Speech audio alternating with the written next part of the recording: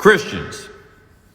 Paul in Philippians chapter 2, verse 13, he says, "For it is God which works in you, both to will and to do of his good pleasure." This simple verse has so much in it. It says that there are two things that God does for the believer. There are two works that God works in the believer. Number one, to will. And number two, to do of his good pleasure. What does it mean when it says, for God works in us to will?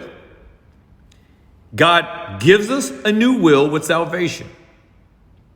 And that will has new desires. It sees things differently. The psychological aspect of what we desire has been changed.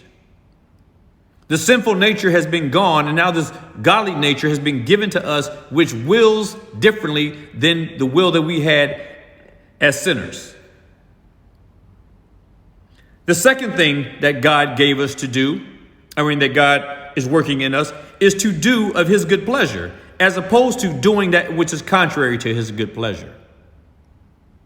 What we do emanates from the will. God works in us to will and to do. And one proceeds from the other. What we do proceeds from the will. And God is the first cause of them both in us as believers. He creates in us a new will that desires everything that is holy and righteous, and it is consistent and in accord with the faith. And then from that springs forth fruits, the things that result from our actions, as the actions spring forth from the will. And then both spring forth from God. So when you talk about having your free will in terms of coming to Christ in salvation, that is impossible. Dead men have no will.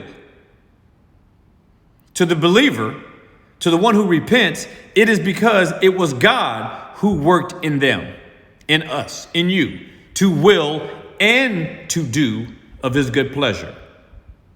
Be provoked and be persuaded.